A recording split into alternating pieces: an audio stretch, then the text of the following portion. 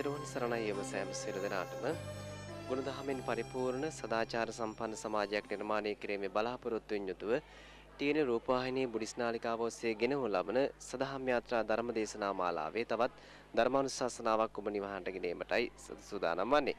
අද විශේෂයෙන් ගිහි දේශනයක ඔබ හමුවට ගෙන එන්නේ මුල්ලේරියාව නීලමල්ලිකාරා විහාරස්ථානයේ කේන්ද්‍ර කර ගනිමුනුයි අද දවසේ මේ විශේෂ වූ ගිහි දේශනය ගෙනවු ලබන්නේ දේශක ධම්මගුරු සරත් සේනානායක මැතිතුමන්ගේ විශේෂයෙන්ම නීලමල්ලිකාරා විහාරස්ථානයේ පොඩි හාමුදුරන් වහන්සේලාගේ ගුණ නැන පාදන්නට ධර්මඥානය ලබා දෙන්නට මූලික වශයෙන් පිරිවෙන් ආයතනයක් පවත්වාගෙන යන ආයතනයක් බවත් ඔබ සිහිපත් කරන්නට ඕන. සියලු විහාරාංගයන්ගෙන් සමන්විත මේ විහාරස්ථානයේ සිටයි අද දවසේ විශේෂ දේශනය දහම් පාසල් දුවාදරුවන් එක රාශිය කරගනිමු ගෙනු ලබන්නේ. ඉතින් අපි සිහිපත් කරනවා අද දවසේ රැඳෙන්න මේ විශේෂ වූ දේශනාව සමගින් මෙම සදහම් යාත්‍රා ධර්ම දේශනා මාලාවේ දායකත්වය ලබා ගැනීම සඳහා අප ඔබටත් ඉඩ හසර ලබා දී තිබෙනවා කියන කාරණාව සිහිපත් කරමින් හැමදෙනාටම ආරාධනය රැඳෙන්න ටීවී සදහම් යාත්‍රා ධර්මානුශාසනාව සමගින්.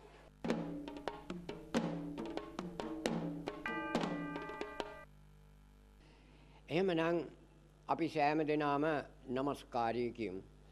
නමෝ තස්ස භගවතෝ අරහතෝ සම්මා සම්බුද්දස්ස. නමෝ තස්ස භගවතෝ අරහතෝ සම්මා සම්බුද්දස්ස.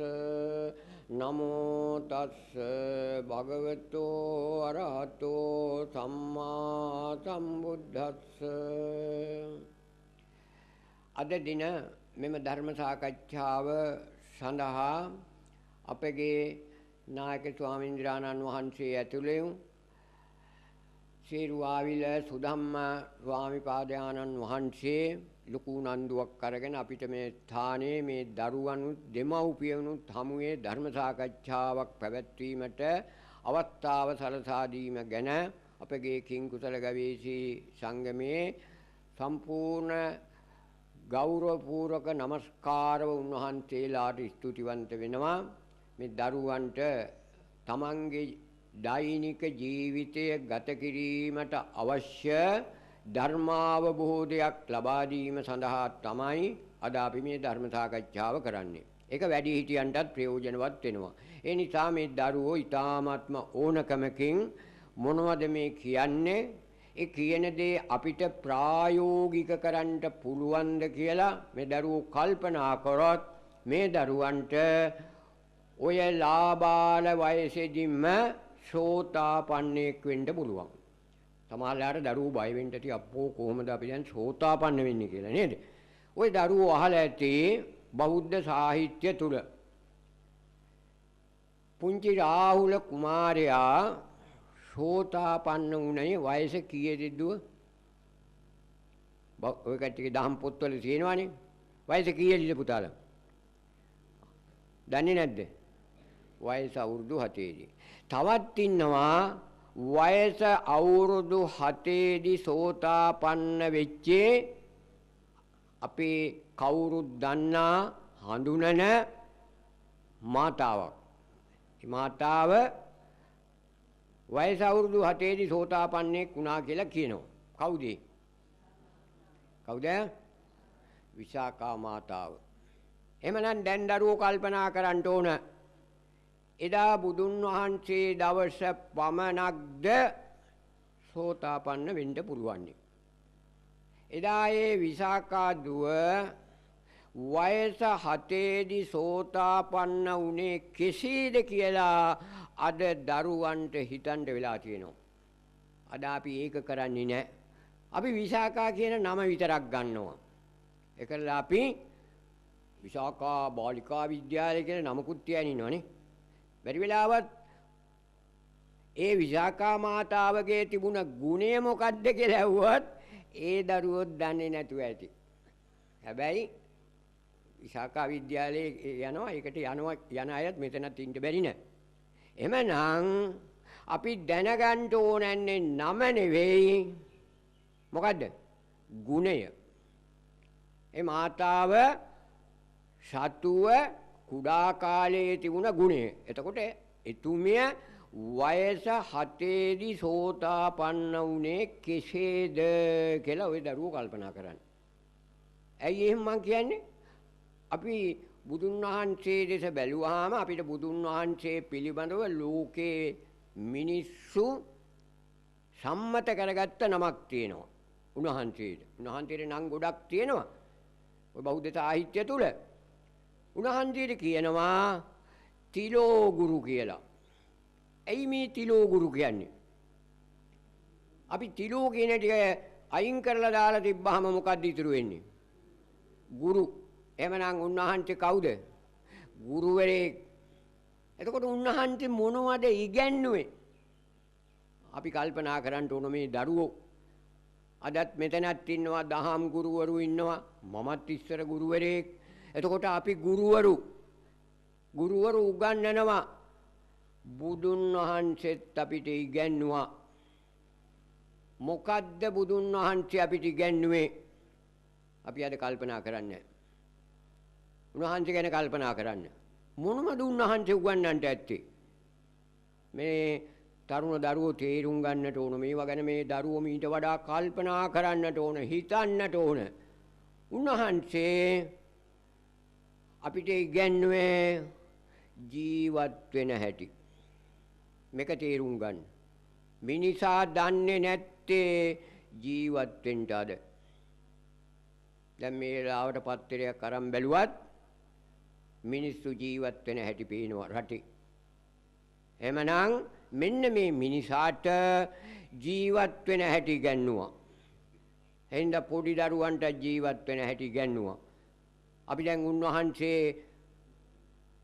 උගන්වනකොට දරුවනේ මෙන්න මේ අනුශාසනා තුන කරනවා. අද අපි ඉස්කෝලවල උගන්වනකොට එකක් අඩු කරනවා. උන්වහන්සේ උගන්වනකොට කියනවා දේසිස්සාමි සුනාථ සාධුකං මනසිකරෝත්ථ. මොකද්ද මේ කියන්නේ? දැන් මම උගන්වනවා දේශනා කරනවා කියලා දෙනවා කියන එක පළමුවෙන් කියනවා. සුනාථ හොඳට හිත එකඟ කරගෙන අහන්න. ඒකට තමයි දරුවනේ සමාධිය කියන්නේ. පන්ති කාමරේ සමාධිය ඕන. පන්තියේ ගණිත ගුරුතුමා ගණිතය උගන්වනකොට අරහෙන් අඹකාරය ආපුවාම බලාගෙන හිටපුවාම පුළුවන් ද ගණන් ඉගෙන ගන්න? බෑනේ. ඇයි ඒ? සමාධිය නැහැ. අඹ දැක්කාම සමාධිය නැති වෙනවනේ. ඒ නිසා අර ගුරුවරයා උගන්වනකොට පිටත හිත යන්නේ නැතුව උගන්වන ගණිත පාඩමට හිත එකඟ කරගෙන ඉන්න එකට කියනවා සමාධිය කියලා. ඕක හැම තැනටම ඕන දරුවනේ. ඉගෙන ගන්න අයට විශේෂයි සමාධිය.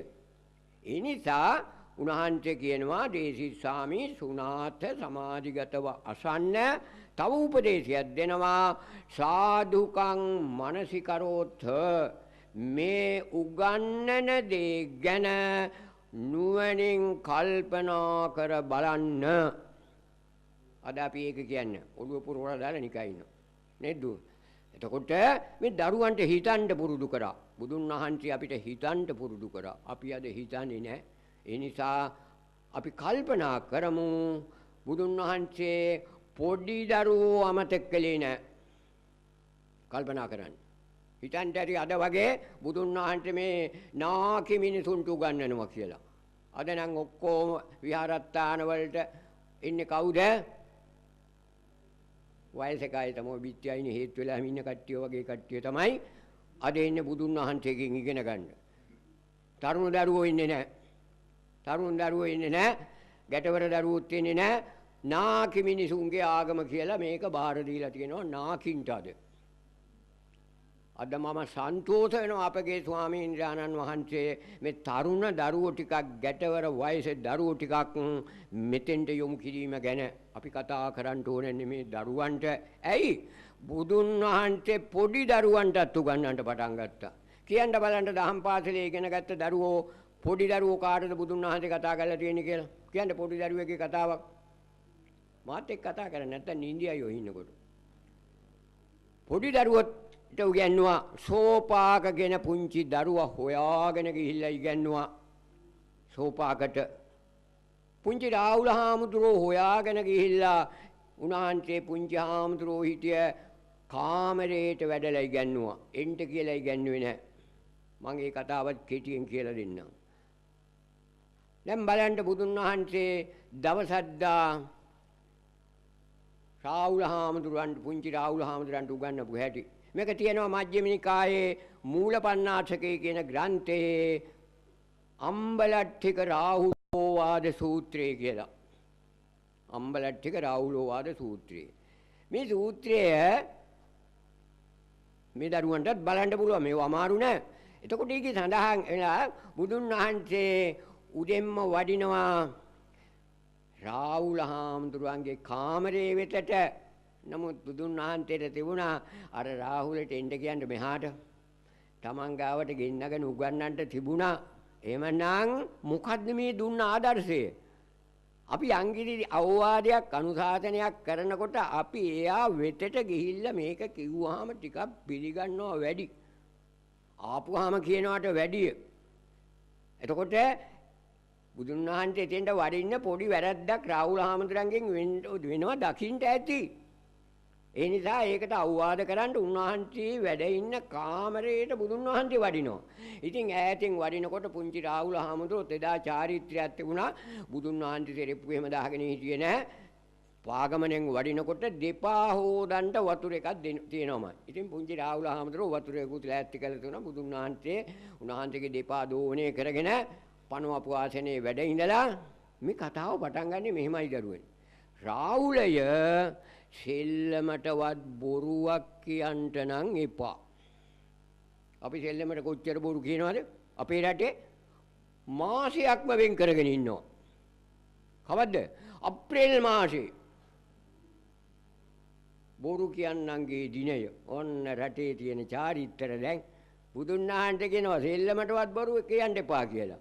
ඉතින් බොරු කියන මාසේ තමයි අප්‍රේල් මාසේ. එච්චරක් නෙවෙයි බොරු වැඩ කරන මාසෙත් තාත්තලා එහෙම කියන්නකෝ බොරු වැඩ කරන්නේ කොයි මාසෙද? අවුරුද්දේ හම්බ කරගත්ත ඒවා එක දවසට වේදම් කරන බොරු වැඩේ කරන්න පටන් ගන්න කවද්ද? අප්‍රේල් පළවෙනිදා ඉඳන් ඒ දවසට දාපු එකත් හොඳයි. ඒ නිසා සෙල්ලමටවත් බොරුවක් කියන්න එපා.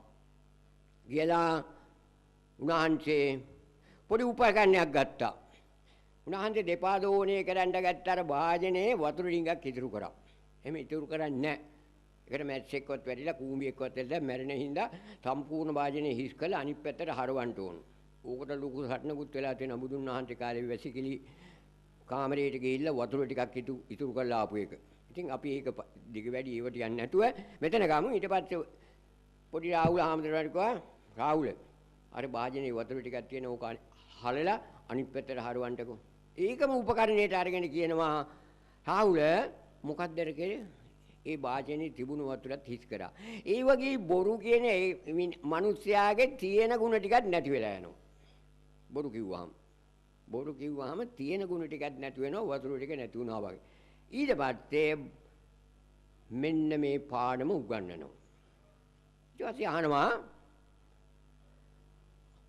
පුංචි රාහුල කණ්ණාඩිය මොකටද ඕනන්නේ? මේ කණ්ණාඩිය නෙවෙයි. ගෙදර තියෙනවනේ කණ්ණාඩි මේසයක්ම නේද? මොකටද කණ්ණාඩිය කියලා ඇහුවා. මොකටද දරුවනේ කණ්ණාඩිය? ඉන්නේ කණ්ණාඩිය ගාව තමයි ඔය දරුවෝ වැඩියේ නේද? මොකටද කණ්ණාඩිය? සොයා බැලීම සඳහා. අන්න පුංචි රාහුල හාමුදුරුවෝ කිව්වා කණ්ණාඩිය සොයා බැලීම සඳහා. බොහොම හරි. කණ්ණාඩියෙන් හොයලා බලනවා. ඔය දරුවෝ මූණේ එහෙම ඇටි හොයලා බලනවා නේද? කොණ්ඩේ කොහමද? ඇඳගෙන ඉන්න ඇඳුම කොහමද කියලා හොයලා බලනවා කණ්ණාඩියෙන්. ඒ වගේ මෙතින්දි බුදුන් වහන්සේ උගන්වනවා කුසලය කියන්නේ මොකද්ද? අකුසලය කියන්නේ මොකද්ද කියලා. මේ දරුවන්ටත් වැඩිහිටියන්ටත් ඊටාම වැදගත් පාඩමක්. මොකද්ද රාහුලය කුසලය කියන්නේ? මොකද්ද අකුසලය කියන්නේ? ඔය දෙක තමයි අද අපිට අවබෝධ කරගෙන ක්‍රියාත්මක කරන්නට තියෙන ධර්මතාවය. කුසලයයි අකුසලයයි කියන්නේ මොකද්ද කියලා අවබෝධ කරගෙන. ඔක සරියුත් මහ රහතන් වහන්සේත් උගන්වලා තියෙනවා. සම්මාදිට්ඨි සූත්‍ර දේශනාවේදී. සම්මාදිට්ඨිකයෙක් වෙන්නේ කෙසේද කියලා අහනවා. අර රැස් වෙලා ඉන්න පිරිස උන්වහන්සේ හොයාගෙන ආපු පිරිස සම්මාදිට්ඨිකයෙක් වෙන්නේ කොහොමද ස්වාමීන් වහන්සේ ඔබ වහන්සේගෙන් දැනගන්න අපි ආවි කියලා කිව්වා. එතකොට මොකද්ද පළමුවෙන්ම දෙන උත්තරේ? කුසලංච පජානාති අකුසලංච පජානාති කුසල මූලංච පජානාති අකුසල මූලංච පජානාති. කුසලයේ කියන්නේ මොකද්ද දැනගන්න ඕන, අකුසලයේ කියන්නේ මොකද්ද කියලා දැනගන්න. කොහොමද මේ කුසල සිතිවිල්ලක් උපදින්නේ, කොහොමද සිත තුල අකුසල සිතිවිල්ලක් උපදින්නේ කියලා දැනගත්තාම එයා සම්මාදිට්ඨිකයෙක් වෙනවා කියලා සරියුත් මහ රහතන් වහන්සේත් උගන්වලා තියෙනවා. ඒ නිසා මෙන්න බුදුන් වහන්සේ පුංචි රාහුල හාමුදුරන්ට කුසලයේ උගන්වන හැටි ඒ දරුවට තේරෙන භාෂාවෙන් උගන්වනවා. අද අපිට වෙලා තියෙන්නේ අපි දන්න භාෂාව ওই දරුවන්ට තේරෙන්නේ නැහැ. ඇයි අපි අපේ මට්ටමේ ඉන්නේ මේ දරුවෝ හිතන්නේ බුදුන් වහන්සේ උගන්වනකොට ඒ දරුවගේ භාෂාවට දරුවගේ හැඟීමටපත් වෙලා උගන්වනවා. එතකොට එතෙන්දී තාමත්ම සරලව උගන්වනවා. කොහොමද දැන් මේ කුසලයේ කියන්නේ මොකද්ද කියලා ඇහුවා. මහන්සි කියනවා යම් කිසි වැඩක් කරපුවාම අපි ගාව තියෙනවා ශක්ති දෙකක් දරුවනේ මේකේ. අපේ නාමකය තුල ශක්ති දෙකක් තියෙනවා. කුසල ශක්තිය ඊට ප්‍රතිවිරුද්ධ අකුසල ශක්තිය. දෙකම අපි ගාව තියෙන්නේ. එතකොට අපි ගාව තියෙනවා අපිට දියුණු කරන්න පුළුවන් ශක්ති, කුසල ශක්ති. කුසලතාවය කියන්නේ හැකියාව. ওই දරුවොත් ඉස්කෝලවල ගිහිල්ලා හැකියාවන් දියුණු කරනවා. ඒක තමයි අධ්‍යාපනයේදී කුසලතා සංවර්ධනය කියලා කියන්නේ. එතකොට අපි හොඳ වැඩ කරන්න පුළුවන් ශක්ති දියුණු කරනවා. නරක වැඩ කරන ශක්තිත් තියෙනවා. ඒව නැති කරනවා. ඒව මට්ටු කරනවා. දැන් එතකොට බලමු පුංචි රාහුල හාමුදුරන්ට උගන්වනවා මොකද්ද රාහුල කුසලයේ කියන්නේ කියලා ඇහුවා. ඊට පස්සේ බුදුන් වහන්සේ කියනවා යම් කිසි වැඩක් කරපුවාම අපි යම් වැඩ කරනවා. අපි වැඩ කරන එක. උදේ ඉඳන් නැගිට තැන ඉඳන් මොනවද දරුවෝ කරන්නේ? වැඩ කරනවා. ඉතින් කයින් වැඩ කරනවා, වචනෙන් වැඩ කරනවා, කතා කරනවා, හිතෙන් වැඩ කරන වෙලාවල් තියෙනවා. අපි නිතරම වැඩ කරන මිනිස්සු. ඒ නිසා තමයි අපිට කම්මස්සකාමානව සත්තා සත්වයින්ට කර්මකාරයෝ කියලා කියනවා. වැඩ කරන්නු. එතකොට අපි වැඩ කරනවා. දැන් එතකොට මේ දරුවෝ මෙහාට වුන්කන් දෙන්න ඔය දඟලනවා වැඩි ටිකක් මේ ලොකු ගෑන් ළමයි. එතකොට අපි වැඩ කරන අය මේ කතාව අහනකොට සෝතාපන්න වෙන්න පුළුවන් නිකම්. හැබැයි අවබෝධ වුණොත්. ඉතින් ඒකට කැමැති අය හොඳට අහුම්කන්න. දැන් එතකොට බලන්න වැඩක් කරපුවාම ඒ වැඩි කරන තැනැත්තාට සතුටක් ඇති වෙනවා නම් වැඩේ කරලා ඉවරලා. ඒ වැඩි කරන තැනැත්තා ඒ වැඩෙන් යම්කිසි සේවයක් අපි කරන වැඩෙන් යම්කිසි ප්‍රතිඵලයක් ලබන තැනැත්තාටත් මොකද ඇති වෙන්න ඕන? සතුටක්. වැඩේ කරන එක්කනටත් සතුටක් තියෙන්න ඕන. වැඩේ කරලා ඉවරුනහම පුතාලා ඒ වැඩේ සිදුවෙන එක්කනටත් සතුටක් ඇති වෙන්න ඕන. අන්න එතකොට වැඩේ කරන එක්කනටයි ඒකෙන් අනුග්‍රහය ලැබෙන එක්කනටයි දෙන්නාටම සතුටක් ඇති වෙනවා නම් අන්න ඒක කුසලය කියලා කිව්වා. එතකොට දැන් නිදර්ශනයක් කරගෙන පාරේ බලු පැටියෙක් බලු කුක්කෙක් යනවා. ඕකයි යනකොට ගලක් ගහනවා. අපි සමහරවල්ලාට පාරේ යන ගම අතට අවිච්චා ඉතින් හිතලා නෝ ගහනවා. ගහනකොට අර බලු පැටියට වේදනාවක් දැනිලා ඒක කෑ ගහනවා. අපි මොකද්ද කරේ? මොකද්ද පුතාලා කරේ? වැඩක් කරා. දැන් වැඩක් කරපු එකෙන් අර බල්ලා කෑ ගහන ඉර හැටි බලන්න දුවන හැටි බලන්න මේ කට්ටිය ගල ගැහුවා. එයාට සතුටුයි. නමුත් බල්ලට මොකද උනේ? බල්ලට මොකද උනේ? ඒකට සතුටක් නැහැ. ඒක ඒතකොට කුසලයක්ද? ඒක කුසලයක්ද? අන්න ඒකයි කියන්නේ දරුවෝ. එතකොට මේ දරුවොත් උදේ ඉඳන් වැඩ කරනවා. ඒ වැඩ කරනකොට අපි සන්තෝෂ වෙන්නේ ඇයියම් වැඩ කරනවා. මේකට ලස්සන පාඩමක් බුදුන් වහන්සේ ඉගැන්නුවා. ලස්සන පාඩමක්. දරුවනේ මෙන්න මෙහෙමයි බුදුන් වහන්සේ පාණාතිපාතා වේරමණී සික්ඛාපදං සමාදියාමි කියන එක ඉගැන්වුවේ දරුවන්ට. කොහමද?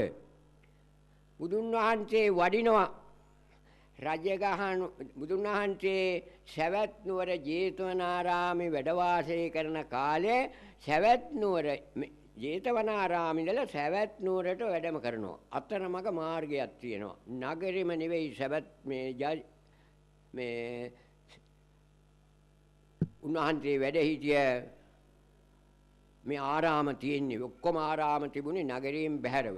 නගරයේ ප්‍රදේශයට වඩිනකොට මග තරුණ ගැටවර දරුවෝ ටිකක් මේ සර්පෙක් හරි මේ උරගෙක් කියලා කියන්නේ.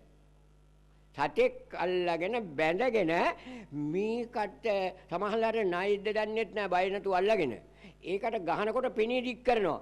මේක බලන්න සන්තෝෂ වෙන්න අරකට ගහනවා. ඔය දඬු වලින් අර මේ ගහනවා. ගහලා මේ දරුවෝ සන්තෝෂ වෙනවා. බුදුන් වහන්සේ වඩිනවා දැන්. ඔන්න බුදුන් වහන්සේ උගන්වලා තියෙන හැටි. ජේතවනාරාමයේ මෙන්ට කියලා උගන්වලා නැහැ දරුවන්ට. දරුවා ඉන්න තැනට ගිහිල්ලා එතනත් උගන්වනවා. ඉතින්දී උන්වහන්සේ අර දරුවන්ට කතා කරා. මොකද දරුවනේ කරන්නේ? විජපත්ටි දරුවෝ කිව්වා මෙහෙමයි. අපි මේක එක ඔපිනේ කරන හැටි බලන්න, ඒක දඟලන හැටි බලන්න අපි මේකට මේ කටයුතු කරනවා. ඊට පස්සේ බුදුන් වහන්සේ අහනවා. එතකොට පෙන්නනවා මේ සෑම කෙනෙක්ම සතුටු වෙන්න සැප විඳින්න කැමති. සුඛකාමානි භූතේසු සැප බලාපොරොත්තු වෙන සත්ත්ව සමූහයක් ලෝකේ ඉන්නේ. දරුවෝ තමන් විතරක් නෙවෙයි සැප බලාපොරොත්තු වෙන්නේ. සුඛකාමානි භූතානි සෑම සත්වෙක්ම සුවයක් බලාපොරොත්තු වෙනවා. සතුටක් බලාපොරොත්තු වෙනවා. ඉතින් අපි සතුට විඳින්න තව සුඛ බලාපොරොත්තු වෙන සැප බලාපොරොත්තු වෙනකොට හිංසා කරනවා. සුඛකාමානි භූතේසු යෝ දණ්ඩේන විහිංසති. යමෙක් දඬු මුගුරු අරගෙන සුඛ කැමැති සත්‍යයකට හිංසා කරනවා නම් Taman සුවයක් විඳින්න එයාට පෙච්චන ලබතේ සුඛං කවදා හරි මරණින් පස්සේවත් එයාට දරුවනේ සැපක් විඳින්න හම්බ වෙන්නේ නැහැ. පෙච්චන ලබතේ සුඛං මේ වෙලාවට සන්තෝෂ වුණාට පස්සේ එයාට කවදා හරි දුක් විඳින්න වෙනවා දරුවනේ. ඒ නිසා මේ සතුන්ට දඬු මුගුරු වලින් ගහන එක හොඳ දෙයක් නෙවෙයි නේද දරුවනේ කියලා පාරේ යන ගමන් දරුවන්ට ඉගැන්නුවා. පාරේ යන ගමන්. එතකොට අපිටත් එහෙම උගන්වන්න පුළුවන්. අද එහෙම උගන්වන කට්ටියක් නැහැනේ. ඉස්කෝලේට මෙන්න ඕන, දහම් පාසලට මෙන්න ඕන, ටියුෂන් මධ්‍යස්ථානයේට වෙන්න ඕන උගන්වන්න. බුදුන් වහන්සේ උගන්වලා තියෙන්නේ පාරේ යන ගමන්. මෙන්න මේක කොපි කරලා තියෙනවා. මම දැක්කා සොක්‍රටිස් කියන දාර්ශනිකයා. එතුමා පාරේ යන ගමන් දරුවන්ට උගන්වන්නේ. කොයිද පුතා යන්නේ? කතා කරා. වැඩක්ද? හරිද? නෑ. එහෙනම් පොඩක් වාඩි වෙමු. අපි මොනවා හරි කතා කරමු. ඔන්න දරුවනේ උගන්වපු ඇයි. තව එකක් පෙන්නන්න ඔහු උගන්වපු තැන. ඔය දරුවෝ කතන්දර අහලා තියෙනවා. අර සර්පයා බැනගෙන වද දෙන තැන ඉගෙනුවා වගේ තවත් බුදුන් වහන්සේ උගන්වපු තැනක් කියන්න බලන්න. පාරේ යන ගමන්. කාටද දරුවන්ට මතක? ඈත ඉන්න දරුවෝ. සීගාල කුමාරයාට කොහොමද? සීගාලට ඉගෙනුවේ කොහොමද? සීගාලෝවාද සූත්‍රය කියලා එකක් තියෙනව නේද? දහම් පොත්වල. ඒ සීගාලට කොහොමද ඉගෙනුවේ? කොහොමද දරුවනේ ඉගෙනුවේ? බුදුන් වහන්සේ වඩිනකොට සිගාල කියන තරුණයා මේ වගේ තරුණ දරුවෝ ගඟේ බැහැලා නානවා. ගඟේ බැහැලා නානවා. නාලා ඉවර වෙලා උඩට එනවා. ඇවිල්ලා වෙලා නැගෙනහිරට වදිනවා, බටහිරට වදිනවා, උතුරට වදිනවා, දකුණට වදිනවා, උඩට වදිනවා, යට වදිනවා. සරිස වන්දනාව. අන්නේ නාන දරුවට ඒ දරුවට ඉගැන්නුවා. ඒ දරුවට උගන්වපු හැටි බලන්න. එයා නාන ගමන් මේ දිශාවලට වදිනවා දෙයියෝ ඉන්නවා කියලා. අපි උගන්නන්න ගියා නම් කොහොමද උගන්නන්නේ? අයියෝ කවුද ඔක කිව්වේ පුතාමට? අපේ අප්පච්චි කිව්වේ, අපේ තාත්තා කිව්වේ සදිස වන්දනාව. අයියෝ උඹේ තාත්තා මා මෝඩයෙක්නේ කියලා කිව්ව හැටි අර කොළුවක් ගල් කැටයක් කරගෙන අපිට ගහනවා. උගන්නලා ඉවරයි. දරුවා ප්‍රකෝපයට පත් කරලා උගන්නන්නට බෑ දරුවනේ. ඔය දුවලට අම්මලා තාත්තලා ගෙදර උගන්නන්නේ කොහොමද? ගහලාද නිකම් ආදරෙන් උගන්නනවා. මොකද කියන්නේ පුතාලා කියන්න බයයි අම්මලා තාත්තලා පැත්තේ ඉන්නවනේ නේද? ගහලා උගන්න ගුරුවරුත් එහෙමනේ. අපිත් එහෙම මෝඩකම් කරා ඉස්සර උගන්නන කාලේ. ගහලා උගන්නන්නට බෑ දරුවනේ. එතකොට හිත නරක් වෙනවා. හිත නරක් වුණාම ඉගෙන ගන්නෙ නෑ. ඒ නිසා බුදුන් වහන්සේ උගන්වන්නේ හරි ආදරෙන් කරුණාවෙන්. අපි දරුවන්ට අවවාද අනුශාසනා කරන්න ඕන අම්මලා තාත්තලා ගහලා බැනලා නෙවෙයි ආදරෙන් කරුණා. gedara සැර පරුස වෙන ගතිය තියන්න එපා. දරුවන්ට පේන්න. අපි දැන් බලමු විශාකාව සෝවාන් වෙච්ච හැටි තව ටිකකින්. දැන් මේ රාහුල කුමාරයාගේ කතාවම ගමු. ඔන්න එතනත් පාරේ යන ගමන් ඉගැන්නුවේ. සෝපාකට උගන්නන්නට සොහොන් පිටියට වැඩියා. මේ දරුවන්ට බුදුන් වහන්සේ උගන්වලා තියෙනවා. පොඩි අය අමතක කරලා නැහැ. ඒ නිසා පොඩි දරුවෝ කල්පනා කරන්න එපා මේ දහම ලොකු මිනිසුන්ගේ කියලා. පොඩි දරුවගේ ඉඳන් සෑම කෙනාටම උන්වහන්සේ උගන්වපු දහමක් ඒ පොඩි දරුවට ගැලපෙන දහම උගන්වන්නට ඕන. දැන් එතකොට ඔය පාඩම අනුව දැන් අර සර්පයන්ට ගහන එක එතෙන්දිම ඉගන්නුවා. ඕක අනුගමනය කරපු මිහිඳු මහ රහතන් වහන්සේ ලංකාවට ඇවිල්ලා කොහොමද ඉගැන්වුවේ? කල්පනා කරන්න. ඔය ළමයි දන්නවා මිහිඳු මහ රහතන් වහන්සේ ලංකාවට වැඩියා. එතකොට මිහිඳු මහ රහතන් වහන්සේ කොහොමද ඉගැන්වුවේ? අර ගල උඩ ඉඳලා රජ්ජුරෝ දඩේමේ යනවා මුවෙප්පස් සෙලවනවා. පාණාතිපාතා වේරමණී සික්ඛාපදං සමාදියාමි කියන්නේ නැතුව ඉගැන්වුවේ. මොකද්ද කිව්වේ? බලන්න මිහින්තලයට ගිය කට්ටියට තියෙනවා ඉදා රජ්ජුරුවන්ට කිව්වේදී. රජ්ජුරුවන්ට කිව්වේදී තියෙනවා සටහන් වෙලා හුඟක් තැන්වල මහනුවර මම දකිනවා පුරාවිද්‍යා කාර්යාලය පුරාවිද්‍යා තියෙන තැන පුරාවිද්‍යාත්මක දේවල් පෙන්න කෞතුකාගාරය ඉස්සරහ පිටත් ඒ බෝඩ් එකේ සඳහන් කරලා තියෙනවා උන්වහන්සේදා මේ මිහිඳු මහරහතන් වහන්සේ රජ්ජුරුවන්ට දුන්න පළවෙනි පණිවිඩය අපේ පොත්වල තියෙනවා. මොකද මහරජ අර මුවා පන්නගෙන යන රජ්ජුරුවන් මහරජ මේ දේශය තුල ඔබට ඕනෑම තැනකට යන්න පුළුවන් නම් ඕනෑම තැනක ජීවත් වෙන්න පුළුවන් නම් ඒ පූර්ණ අයිතිය අහසේ පියාසර කරන පක්ෂීන්ටත් මේ බිම ඇවිදින ත්‍රිසංගත පාසහිත පාරහිත සත්වයින්ටත් එකසේම අයිති මේ ජීවත් වීමේ නිදහස ඔබට පමණක් නෙවෙයි අහසේ පියාසර කරන පක්ෂීන්ටත් ඕනම තැනක ජීවත් වෙන්න ඉඩ තියෙන්න ඕන. මේ ත්‍රිසංගත සත්තුන්ටත් ඕනම තැනක ජීවත් වෙන්න ඉඩ තියෙන්නට ඕන. මහරජ ඔබ ඔවුන්ගේ පාලකයා නොව ආරක්ෂකයා බව දත යුතුය. ඔන්න පළවෙනි පණිවිඩය. අර සර්පයාට ගහනකොට දරුවට උගන්වපු එක එතන ආදර්ශයට ගත්තා. එතන ආදර්ශයට අරගෙන ඉගැන්නුවා. ඊ වගේ දරුවනේ අපි මේක තීරණ භාෂාවෙන් දෙන්න ඕන. එතකොට පාණාතිපාතා කියුවේ නෑ රජ්ජුරුවන්ට තීරුණා. ඒ වෙලාවම රජ්ජුරුවෝ ඒ මිස්සක පබ්බතය අභය භූමියක් බවට නම් කරා කිසිම සතෙක් මරන්න බෑ කියලා. එතකොට මොකද මේ පාණාතිපාතා වේරමණී සික්ඛාපදං සමාදියාමි කියන එක සම්පූර්ණ වුණා. ඒකයි අපි දකින්න ඕනන්නේ. ඒතකොට මේ වගේ තැන් ඕන තරම් තියෙනවා. දැන් අපි ආයෙත් යමු කුසල් අකුසල් කියන එක මේ දරුවෝ හඳුනා ගන්න ඕන.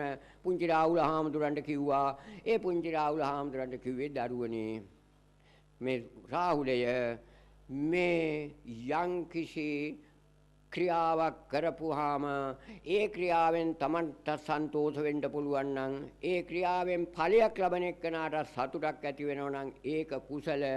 යම් කිසි ක්‍රියාවක් කරපුවාම තමන් සතුටටපත් වෙනවා ඒකෙන් විපාක ලැබෙන එක්කනා දුකටපත් වෙනවා නම් ඒක අකුසලය. එතකොට මේ දරුවන්ට පුළුවන් අකුසල කියන ඒවා තේරුම් ගන්න. ඉතින් බුදුන් වහන්සේ ඊළඟට කියනවා රාහුලය එකපාරට අපි යම්කිසි කර්ම කරනවා. ওই දරුවොත් එකපාරට මොනවා හරි කරනවා. ඊට පස්සේ බුදුන් වහන්සේ කියනවා අඩුවන්නේ කරාට පස්සේවත් තමන් කරපු දේ හරිද නැද්ද කියලා කණ්ණාඩියෙන් බලන්න වගේ හොයලා බලන්න කිව්වා. තමන් දැන් වැඩක් කරා ඊ වැඩ කෙනාට පස්සේ තමන් කරපු වැඩේ ගැන ආපසු හිතලා බලන්න කිව්වා. එහෙම නැත්නම් වැඩේ කරන්න කලින් හිතන්න කිව්වා. මේ වැඩේ දැන් මේ පාරේ යන බලු කුක්කට මම ගලකින් ගහන එක හරිද වැරදිද කියලා අපි වැඩක් කරන්න කලින් හිතන්නත් ඕන. බැරි වෙලාවත් හිතන්න බැරි වුණා නම් වැඩේ කරලා ඉවරුනහමවත් අපි කල්පනා කරන්න ඕන මේ කරපු වැඩේ හරිද කියලා. ඒකයි කණ්ණාඩියෙන් කරන්නේ. හොයලා බලනවා. ඒකයි උන්වහන්සේ කණ්ණාඩියක් උපමා කරේ තෙන්නේ. වැඩි කරන්න කලින්. ඉතින් ওই නිසා වැඩි කරන්න කලින් වැඩක් අපි හොයලා බලන එකට අපේ අත්තල මුත්තල හැදුවා ආප්තෝපදේශයක්. කියන්න බලන්න දරුවෝ මොකක්ද ඒක කියලා තියෙන්නේ. අපි පරම්පරාවෙන් ගෙන ආප්තෝපදේශ කියලා ඉස්සර ඉස්කෝලේ වල බාල්ක වල එහෙම ලියලා තිබුණේ. දැන් බාල්ක වල ලියන ඒවා වෙන જાතිනේ නේද? ඉස්සර අපි ඉස්කෝලේ යන කාලේ අපි මම 1935 හෝඩියට ගියේ. ඒ කාලේ බාල්ක වල ලියලා තිබුණු જાති. පණින්ට පෙර සිතා බලනු. මොකද මේකේ තේරුම? වැඩක් කරන්න කලින් හිතලා බලන්න ඕන දරුවනේ. ඒක පුරුදු වෙන්න මේ කාලේ ඉඳලා. එතකොට අපි ලොකු වෙනකොට වැඩක් කරන්න කලින් හිතලා බලලා වැඩේ නරක නම් අපි ඒක ක්‍රියාවට නගන්නේ. අද ඒ පුරුදු අපිට ලැබුණේ නැහැ. ඒ නිසා අපි දැන් කල්පනා කරමු අර චරිත දෙක අරගෙන විසාකාදුව වයස 7ේදී සෝතාපන්න වුණා කියනවා. කොහොමද සෝතාපන්න වෙන්න ඇත්තේ? භාවනා කරන්න ගියාද? ඔය අවුරුදු 7 දරුවා ඔය ගිජ්ජ කූට පබ්බතේ එහෙම භාවනා කරන්න යන්නේ නැද්ද? නැත. භාවනා කරන්න ඇරියේ නැහැ. එහෙමනම් ඒ දුව වයස 7ේදී සෝතාපන්න වෙන්න ඇත්තේ කොහොමද? විසාකා ගැන හොයලා බලන්න ඕන. කොහොමද සෝතාපන්න වුනේ? අපි හොයලා බලන්නේ වෙන જાතිනේ නේද? කොහොමද සෝතාපන්න වුනේ? අන්න එතකොට අපිට හොයාගෙන යනකොට අපිට පේනවා භාවනා කරන්නේ නැතුව සෝතාපන්න වෙන්න පුළුවන්කමක් තියුණා පොඩි දරුවන්ට. ඇයි? අම්මයි තාත්තයි සෝතාපන්න චින්තනයේ ජීවත් වුණා ගෙදර. විසාකාවගේ ගෙදර අම්මයි තාත්තයි දෙන්න සෝතාපන්න මට්ටමේ ජීවත් වෙනවා. මෙන්න මේ සෝතාපන්න කියන එක තේරුම් ගන්න අම්මලා තාත්තලා. පොඩි දරුවෝ තේරුම් ගන්න. මොකද්ද මේ සෝතාපන්න කියන්නේ? සෝත ආපන්න. සෝතේට පැමිණ වාසය කිරීම. දරුවනේ අපිට හිතක් කියලා එකක් තියෙනවා. මේ ලොකු වස්තුවක් මේ උඩ තියෙන්නේ. හිත. මේ හිත තුල සිද්ධ වෙන දේ තමයි මොකද?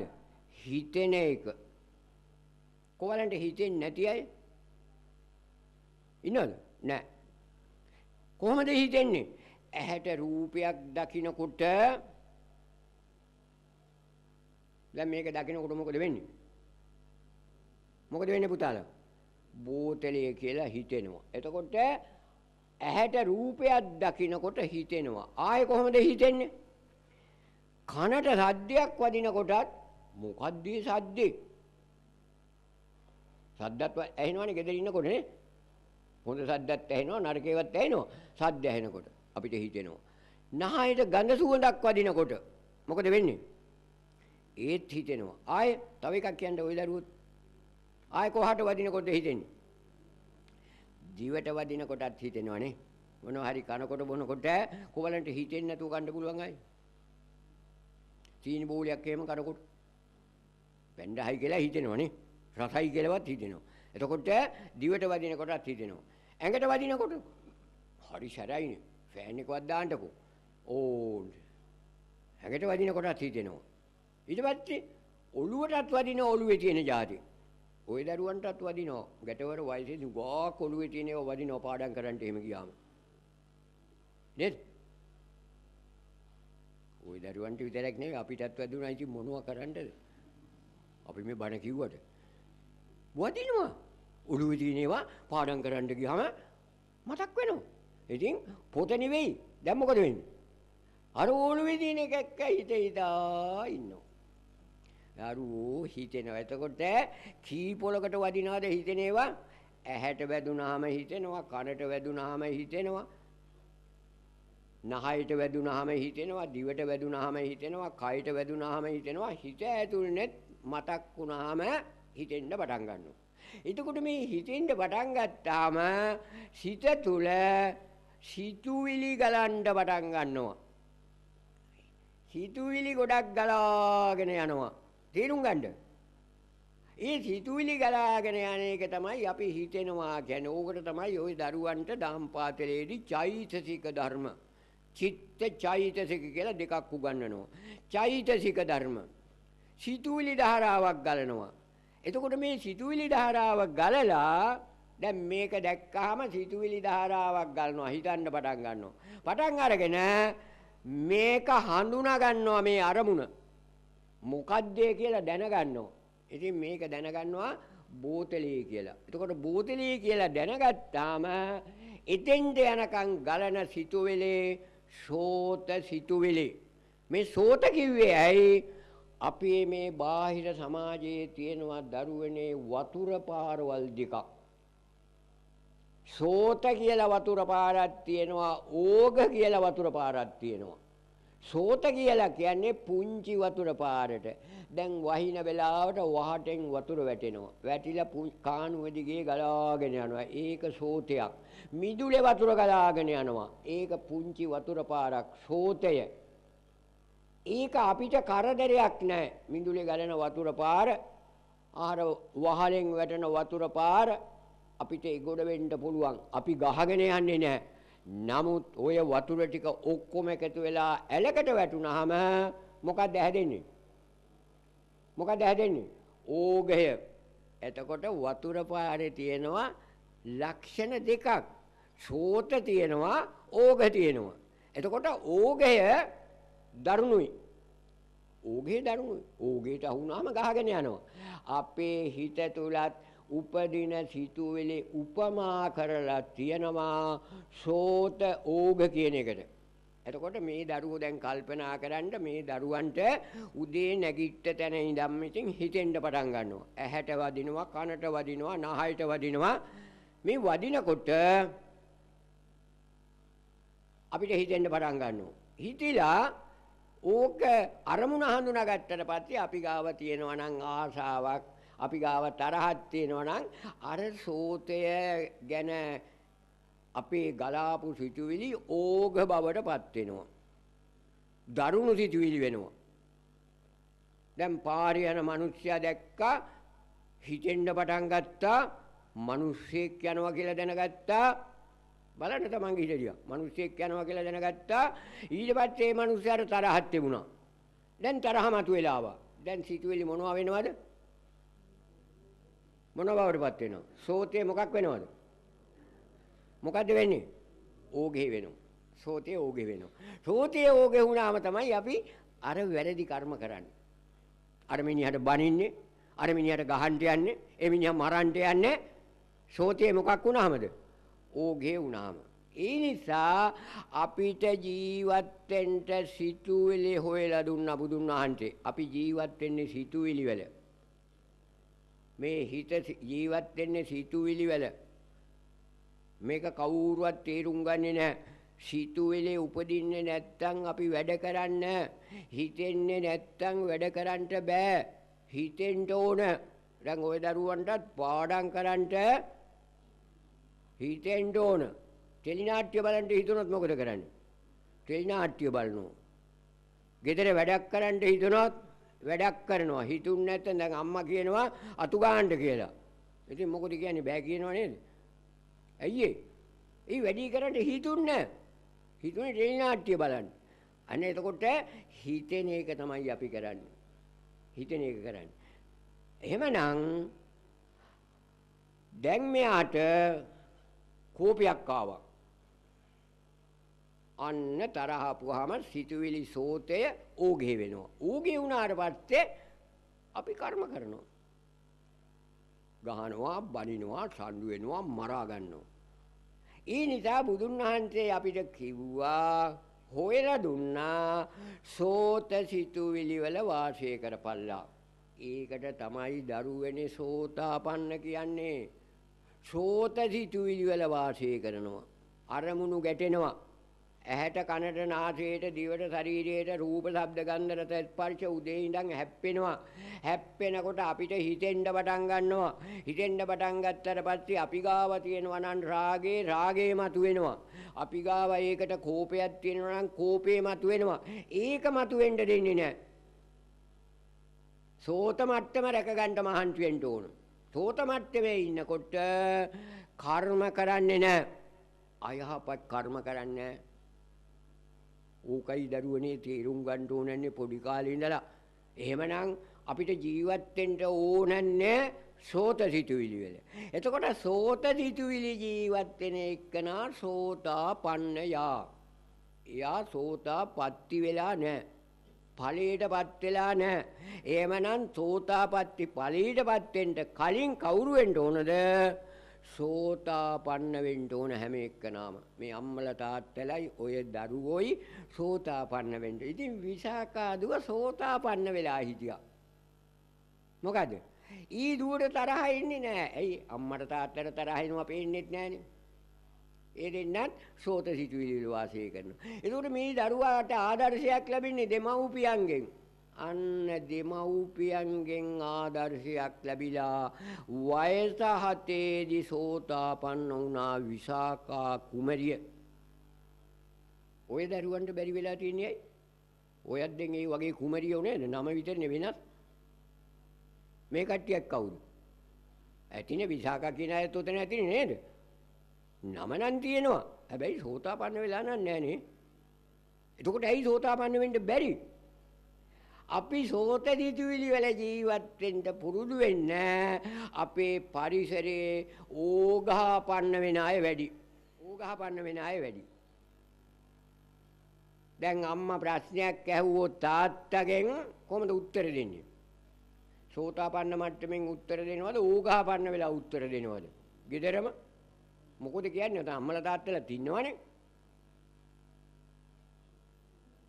ඇයි සෝතාපන්න මට්ටමේ උත්තර දෙන්න? එයාට තරහ ගන්න නැතුව උත්තරයක් දෙන්න. හැබැයි මේව හොඳට ලස්සනට බලන්න පුළුවන්. අපිට ওই පාර්ලිමේන්තු වගේ ඒවට ගියත් ප්‍රශ්නයක් ඇහුවාම සෝතාපන්න මට්ටමින් උත්තර දෙන්නේ. ඉතින් මේ දරුවෝ ඕවා දැක්කහම කොහොමද මේ දරුවෝ සෝතාපන්න වෙන්නේ? කල්පනා කරන්න. කළා දරුවන්ගේ වැරදි කෙනා. මම දරුවෝ ගැන හොඳ විදුහල්පතිවරයෙක් කිව්ව කතාවක් ඉදිරිපත් කරන්නම් දරුවනි. දරුවෝ හොඳයි. නරක කවුද? කවුද දරුවෝ? කියන්න බෑ වටේ ඉන්නවනේ නේ. මාත් එක්ක වැඩි හිටියා නරක. ඔය දරුවෝ අහලා ඇති අධිකාරම්තුමා කියලා. අහලා තියෙනවද? අපේ රටේ හිටිය ශ්‍රේෂ්ඨ ගණයේ විදුහල්පතිවරයෙක් දාර්ශනිකයෙක් අත වශයෙන් මහාචාර්ය කෙනෙකුටත් එහා පට්ටමක් දෙන්න වටින උත්මයෙක්. එතුමා කෝට්ටේ ආනන්ද ශාස්ත්‍රාලයේ විදුහල්පති වශයෙන් ඉන්න කාලේ එතුමා කියව කතාවක් මම කියන්නේ නැතුව මම පොතෙන්ම කියන්නම් දරුවනි. එතුමා කියලා තියෙන කතාවක් මොකද්ද? බීන් අහගන්න. එතුමාගේ පොතකින් කියනවා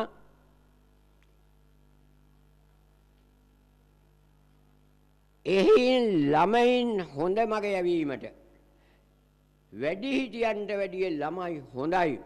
ඒ නිසා ළමයි හොඳ මග යවන්න නම් දෙමව්පියන්ට කියනවා බාලයෝ අසුරු කරලා හැදෙන්න කියලා. එතුමා කියනවා. මේ පොඩි අය දැකලා අපිට හැදෙන්න කියලා එතුමා කියන්නේ. ඒක ඇත්ත දරුවනේ මම අත්දැකීමක් කියන්නම්. අපි දෙන්නාම ආයි වික්‍රමසිංහ මහත්තයයි මාතලේ ධර්ම සාකච්ඡාවට ගියා පහුගිය සෙනසුරාදා පස්වෙනිදා. ඔය යනකොට අපි බස් එකේ යනවා. බස් එකේ යනකොට ඉස්සරහා සීට් එකේ ඉඳගෙන හිටියා අවුරුදු 7ක විතර දරුවෙක්, පිරිමි දරුවෙක්. ඊට පස්සේ බලකඩුව හරියදී බස් එක නැවතුවා. තව මාතලේට යන්න 65ක් විතර තියෙනවා. මේ බලකඩුවේදී අර එතන තියෙනවා ටී ෆැක්ටරියක් තේවත්තක්. ඒ තේවත්තේ වැඩ කරන තාමත්ම කිට්ටු නිකක් මේ තරම් හැඩ වැඩ නැති ඇඳුමක් ඇඳගත්තු වයසක අම්මා කෙනෙක් ද්‍රවිඩ කාන්තාවක් නැග්ගා. තව එක්කෙනෙක් නැග්ගා. අර වයසක එක්කන අවුරුදු 70 80 විතර එක්කන අර පුංචි ළමයා ඉඳගෙන ඉන්න තැන හිටගත්තා. මේ අවුරුදු 7 දරුවා. අපි දෙන්න පිටිපස්සේ සීට් එකේ හිටියේ. ඊට පස්සේ මේ දරුවා මේ අම්මා දිහා බැලුවා. නැගිටලා සීට් එක දුන්නා. ලොකු එක්කෙනෙක්වත් නැගිටින්නේ නැහැ. එතකොට කවුද හොඳ? කවුද හොඳ? ආන්න පොඩි අය හොඳයි කියන එක අපිට දකින්න පුළුවන්. ඔය හොඳ එක්කන ඉගෙනගෙන ලොක්ෙක් වුණාම කොහමද? දැන් ඔය කට්ටිය ඉගෙනගෙන ලොක් වෙලා යනවනේ විශ්වවිද්‍යාලේ. ඒ ගියාම මොකද කරන්නේ?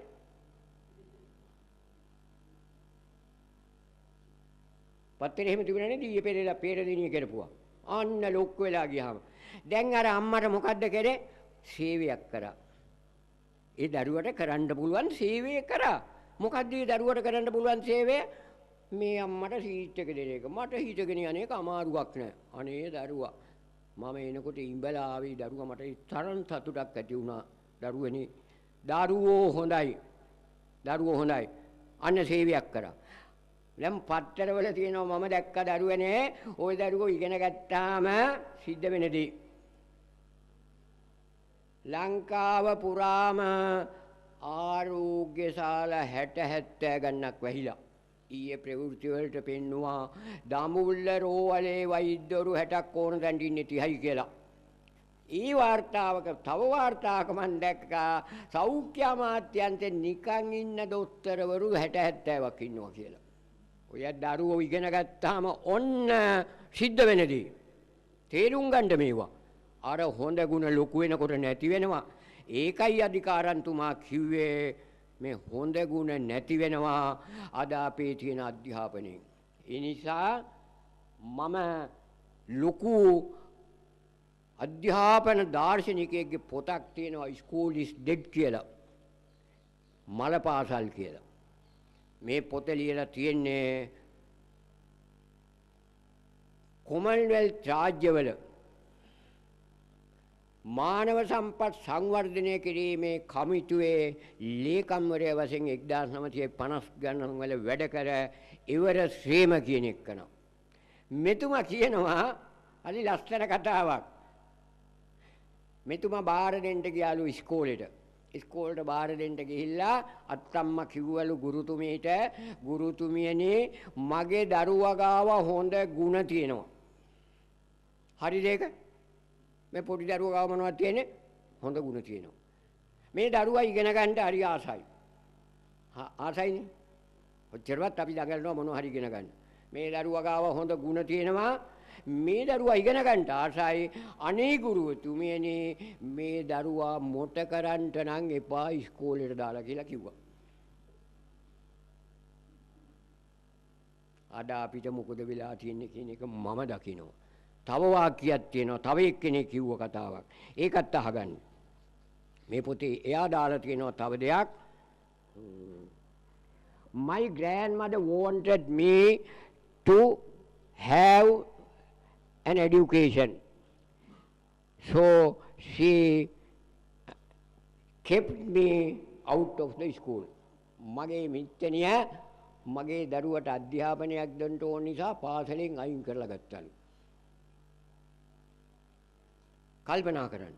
නම් ඔය දරුවෝ නරක නෑ බුදුන් වහන්සේ දැක්කා ඒක.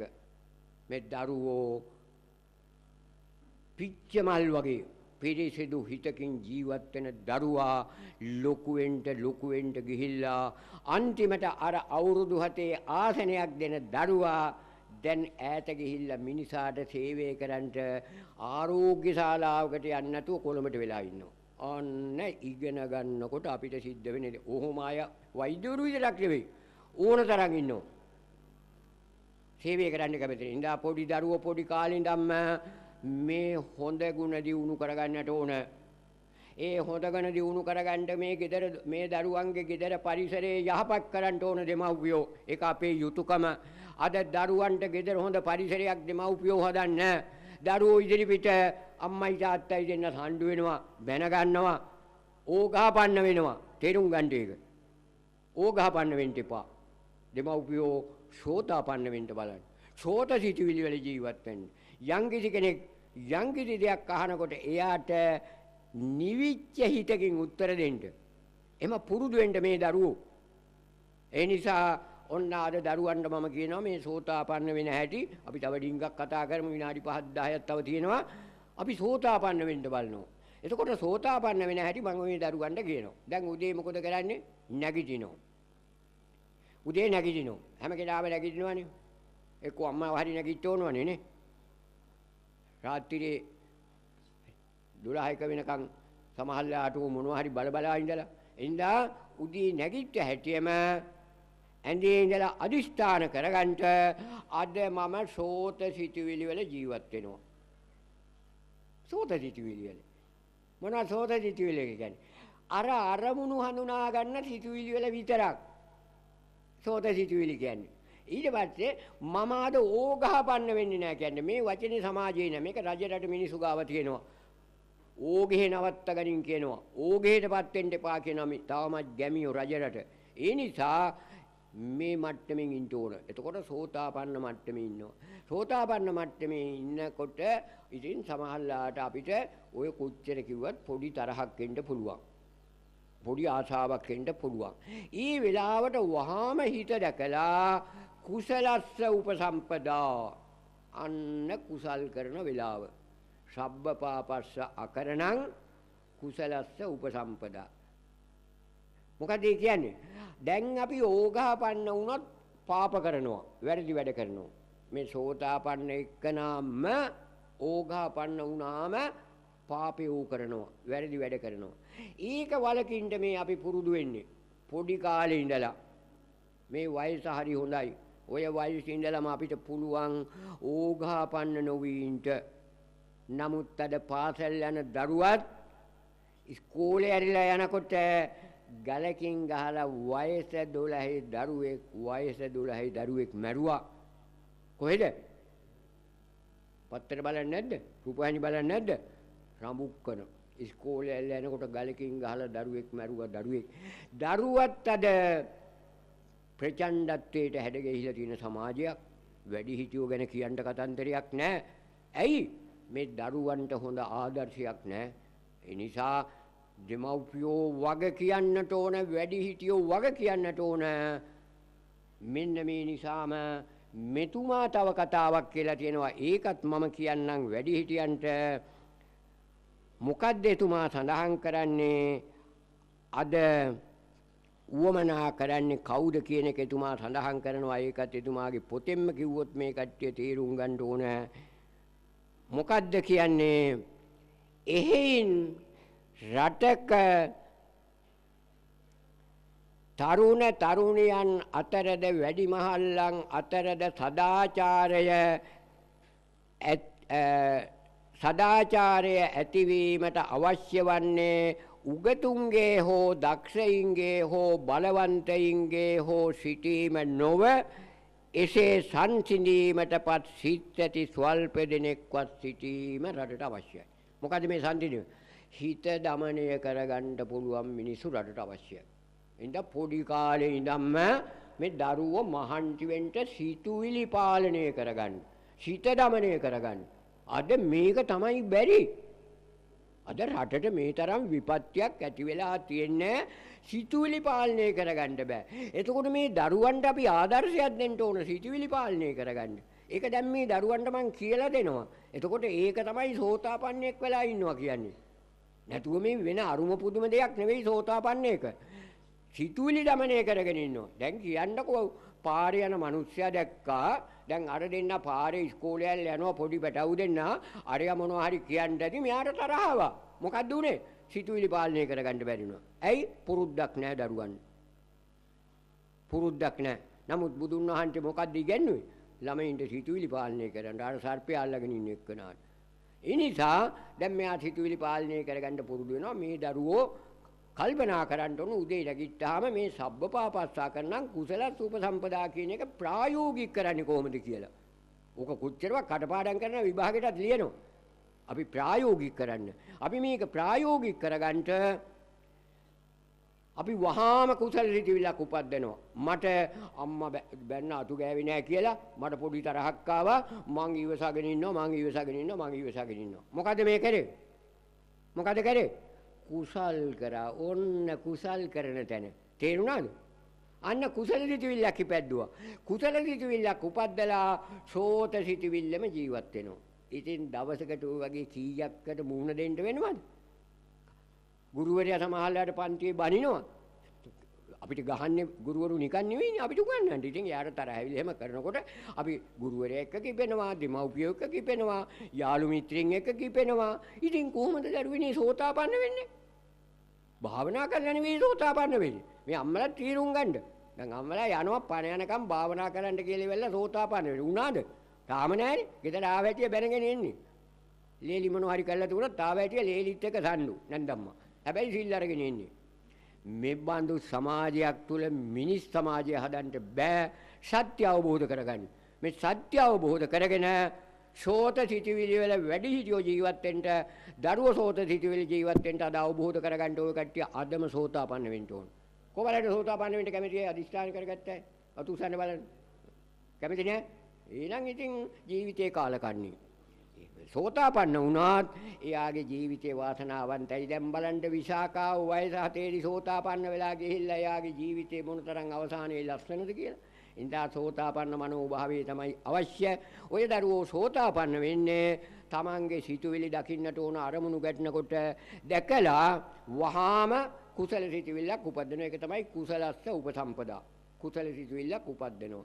කුසල සිතුවිල්ල උපද්දලා අකුසල සිතුවිල්ල මැඩලෙනවා. ඕකට තමයි දරුවනේ විනය කියන්නේ ඉස්කෝලේ.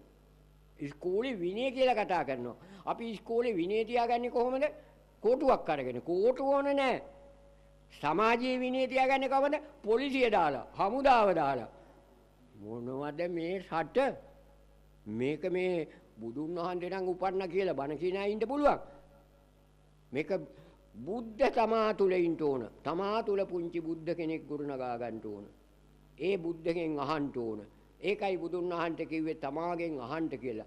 තමා ගාව බුදු ගුණ තියෙන්නට ඕන. එතකොට ඒ බුදුන් කියන විදිහට අපි වැඩ කරනවා. එතකොට සෝත සිටිවිලි පාලනය කරගෙන අපි ඕගහපන්න වෙන්නේ නැතුව අද පුරුදු වෙනවා. ඊට පස්සේ රාත්‍රියේ නිදා ගන්න ගියාම මේ දරුවෝ බලන්න තමන්ගේ ජීවිතේ දිහා. අද මාටින් යම්කිසි වරදක් සිද්ධ වුණාද? මම ඕගහපන්න වුණාද? මම අම්මා තාත්තා එක්ක ගැටුණාද? මගේ පන්තියේ අය එක්ක ගැටුණාද? මම වෙන කවුරුවත් එක්ක හරි ගැටුණාද? මම වැරදි විදිහට යම්කිසි එක ඇලුණාද කියලා හොයලා රාත්‍රියේ නිදා ගන්න ගියාම පන්සිල් පද පහ රැකුණාද කියලා හොයලා බලාගන්න. ඒක සෝතාපන්න වෙන්න තියෙන සිතුවිල්ල පහක්. අපි ඒක අනිත් දවසක කතා කරමු. එතකොට මේ දරුවන්ට රාත්‍රියේ තමන් ගැන හොයලා බලලා තමන් හදන්න මහන්සි වෙන්නට ඕන. හැම වෙලාවම සෝතාපන්න වෙන්නට ඕන. සෝතාපන්න සිතුවිලි වල ජීවත් වෙලා ඕගහපන්න වීම වළක්වන්න කුසල සිතුවිල්ලක් උපද්දලා අකුසල සිතුවිල්ල මට්ටු කරගෙන හැම මොහොතෙම සෝතාපන්නේක් වශයෙන් ජීවත් වීමට අද ලැබුවා වූ ධර්මඥානය ඔබ සෑම දිනාටම බුද්ධ ශක්තිය වශයෙන් සරණ වේවා කියලා මම ආශිර්වාද කරනවා.